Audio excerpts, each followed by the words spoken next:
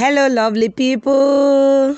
How you doing? Compliment of the season to every one of you. Thank you for being here with me. You are welcome. Let's just do today's class. Let me explain what I am doing. Today I'm going to make a very simple turban, but somehow is unique. And you can see the measurement I already have. I have two of it. The first one I have there is 13 by 22. I want to use it to create a pleat, and the pleat I intend creating is going to be 3 pleats each. Then I will cross it to make a V front. And then this one in my hand is the part I'm going to use to cover as the back, as in the turban itself. That's the turban itself. So I'll be using it to cover the base. And I think what I have here should be about 30. It's about 30 by maybe 14, 15. I'm not really sure. 30 by 14 or 15. And then I just have this to design. I'm going to use that as a design. It's just like a brush, but it's not a brush. This is cheaper than a brush, but it's fine. So, and then I'm going to have the part I want to use to fold my style or my pattern. So I think the measurement is I know that the width, that is the wideness, is about 8, but by the time I will be done sewing, I will only be needing 6, but it's 8 that I cut there. And then the length can be any length that is convenient for you. Maybe you can use 30, you can use 25, is okay. So the first thing I'll do is to create the pleat that I want to use. I told you I'll be forming a V front, now, V front, that's what we call it. So I will create 3 pleats first.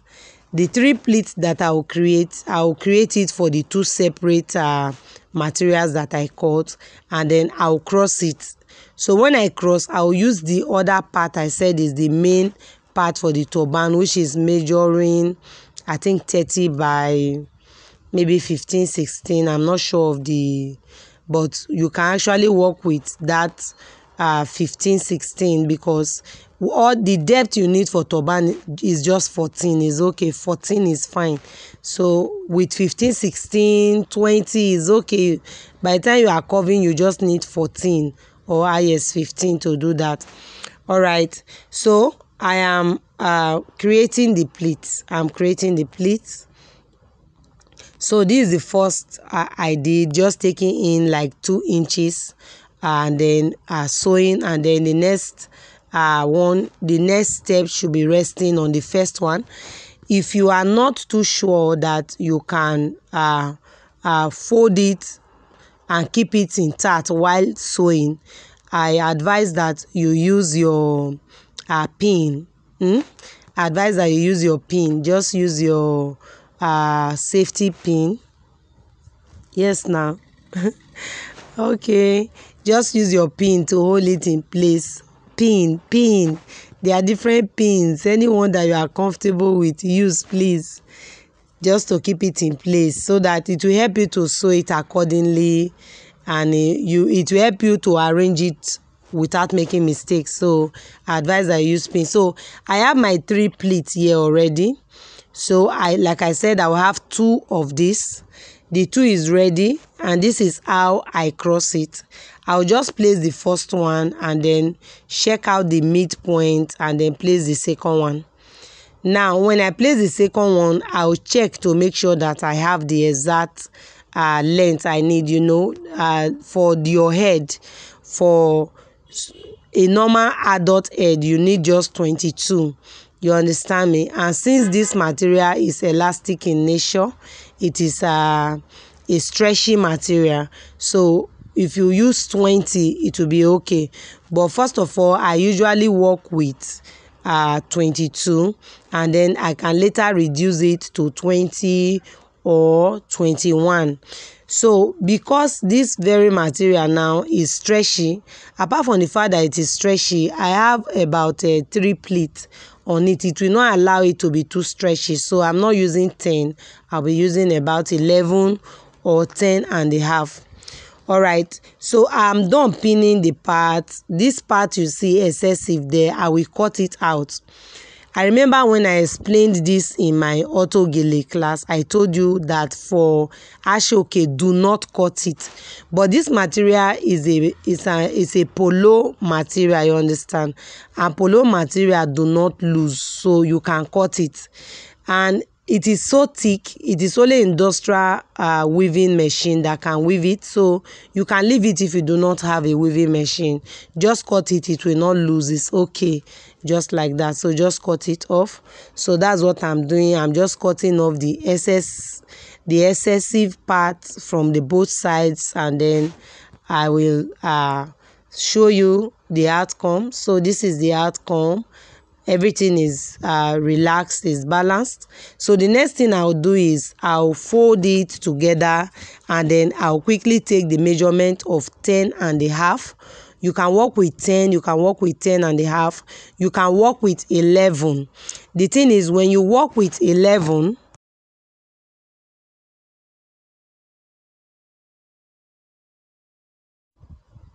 when you work with 11, sometimes it's too big, so 10.5 is fine.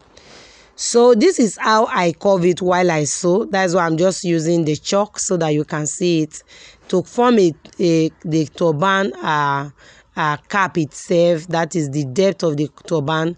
This is just what I do, and usually the mark you see there is between 12 and 14, please. Once I get to between that 12 and 14, I'll curve it. You understand? So you don't need to make it bigger than 12 or 14.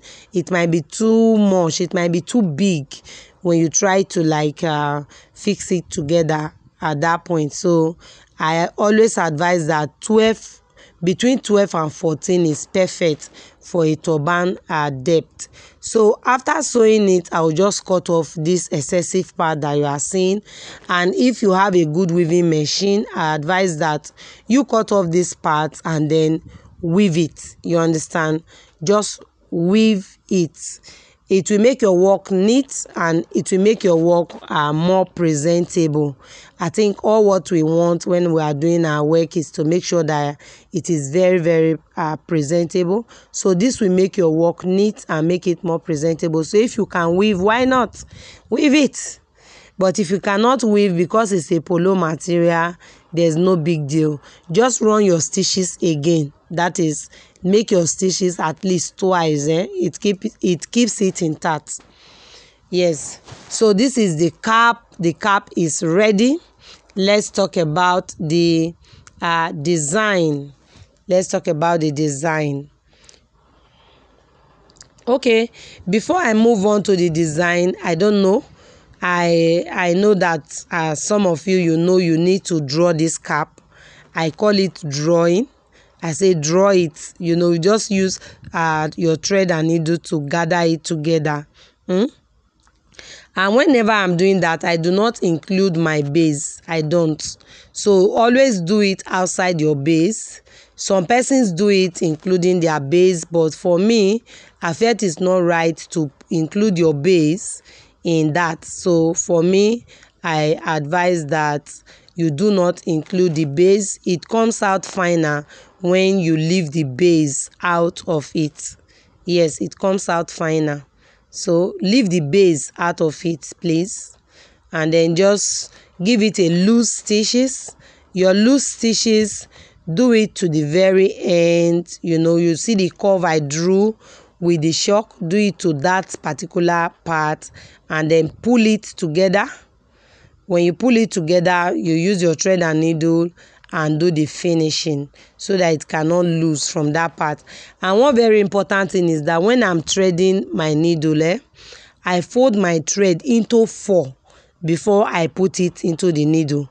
And when I put it into the needle, by the time I fold it again, I'll be getting like 8.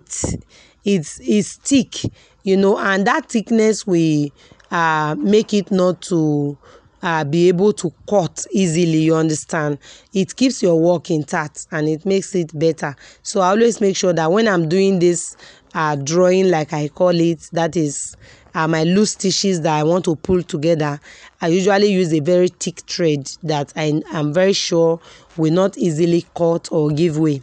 So I want to do the design, and to do this design I'll be using a crilony.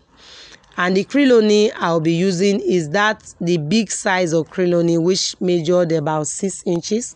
So, but I will be folding my material, which you see me doing now. I'll be folding it with 3 inches. I'll be folding the material with 3 inches.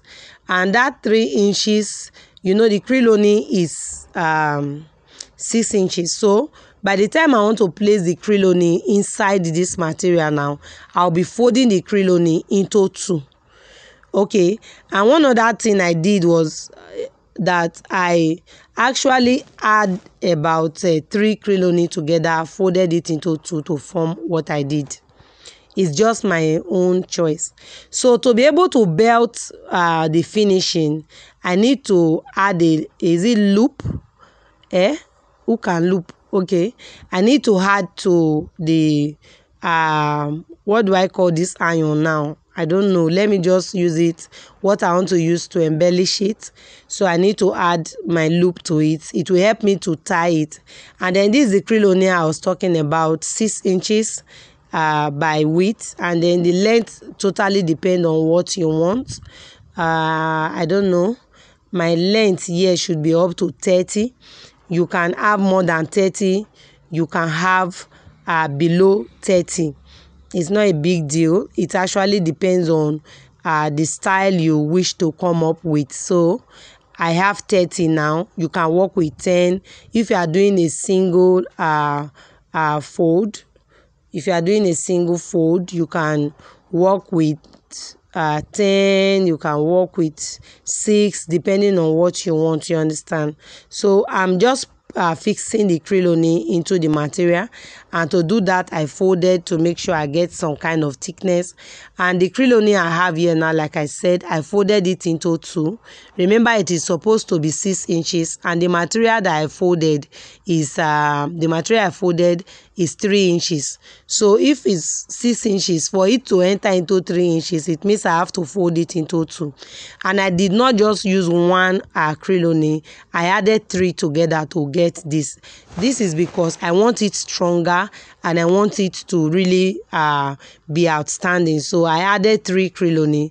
Sometimes when you are doing it, you can just use 1 crilony. It's not bad though. It actually depends on you. But for me, I added 3 crilony of 30 inches together, folded it into 2, and then I put it into the material that I've already prepared. Yes, and so right now I'm just going to use the loop to wrap it together. I'm just going to do that now, and I usually secure my own with needle and thread behind, and then after which I will just use my needle and thread to fix it to the turban. Though I did not fix it here, I just pin it to my pinnable dummy, and you can see the outcome already. The outcome is lovely. For me, I feel it's lovely. I don't know about you, but for me it is lovely. So the next thing I did was that I added some golden feathers for further embellishment, and I think it's beautiful too. You can also add stones if you feel like. Whatever you know you will add to it that will make it more beautiful, just add it and you are good to go. Thank you for stopping by. I love you. If you are yet to subscribe, please do so.